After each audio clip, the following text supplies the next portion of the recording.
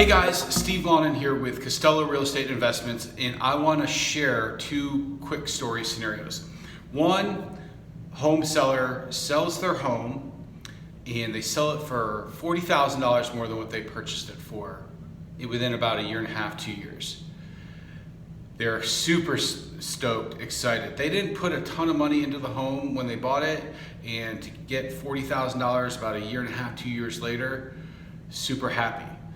They go under contract, they put their head on their pillow at night, and they start counting the 40 grand. What am I gonna do with this 40,000? Maybe it's gonna buy another house, maybe it's invest in this or pay this off, whatever. But they're counting on that 40 grand to be in the bank. We have the appraisal happen, the home appraises at the price that it went under contract for, and now the seller feels even greater about it. That's scenario number one. Scenario number two, let's use all those same numbers. They get the house under contract, they've got $40,000, they put their head on the pillow at night thinking, what am I gonna do with this $40,000? The appraisal happens and it appraises for $20,000 less than the contract price. So now they say, I went from 40,000 to 20,000. What am I gonna do? Guys, these are real scenarios that are happening all over the country, but here in Charlotte, with as fast and rapid as this area is growing and developing, it's happening every day. And people are missing out on thousands and thousands and thousands of dollars. So here's what I do, and here's what I think everyone needs to do to ensure and protect our clients, to make sure they're getting as much value as they can and they're hitting those contract prices. So the first thing is we have to meet with the appraisers. Whether you're buying or selling, it doesn't matter. Both parties, whether you're representing one or the other, they want the home at the price that they agree to. They're willing to pay it, and they don't want the headache of knowing or not knowing if it's going to meet that number that they agreed to, that contract price. So we meet with the appraiser, buyer or seller. And then what I like to do is I want to make sure I have 4 pieces of information, and I'm going to roll through this stuff real quick. First, 3 comps.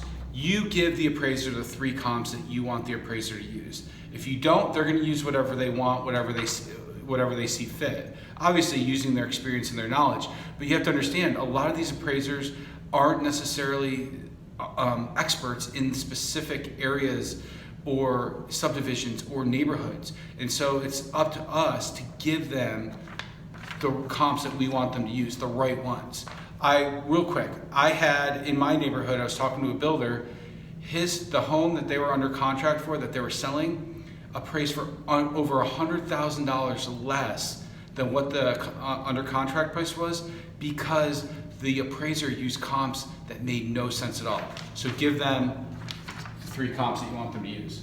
Secondly, you have to have the list of upgrades and features of the home. All right, what makes this home desirable? What has been invested in the home? Is there a newer roof, brand new HVAC, newer floors, granite, fixtures? All those things matter. So you want to provide this. Don't have the appraiser guess. Give them the information. Super helpful. Third thing, and this is the little data nerd in me, but we have so much access to information through the MLS, and it's accurate information. It's not based off algorithms. It's based off of what's actually happened in the market. And so whether, again, a subdivision, a neighborhood, a zip code, you can really dial into what's happening in that area where that home resides. And you can provide them information like appreciation, percentage of appreciation by price per square foot, or by average home price, or even the supply demand information. And so by giving information like this to the appraiser, it gives them more information to consider. So it helps you rationalize why you ended up at the number you ended up at. If there's 7% year over year appreciation on price per square foot, the appraiser needs to know that so they can consider that. And then Finally, I like to find a news article, something that supports what's happening. Again, what's driving demand in that area. It could be, safety related or school related, or maybe there's development that's happening. Things that really kind of highlight that specific area or that neighborhood. Again, just going a little above and beyond to show that appraiser why you came to the number that you came to. So to me, providing those 4 pieces of information allows you to have great results. Both your buyers and your sellers could put their heads on their pillow at night, feeling confident that they're going to get the number that they agreed to. And just another little piece of advice, if you're looking to refinance your home, because rates right now are super low and it's a good time for a lot of people to do that. If you're looking to refinance your home, you want to have all this information to provide the appraiser in that situation. Why? Well, because if you're going to spend $400 to $500 on the appraisal, you want to make sure you're getting as accurate a number as possible, and ideally you would like to see that number indicate as much equity as possible. So by giving them this information, it's again going to help them and help you get the highest number. Even if you're not borrowing that much, you know you have that much equity in the home.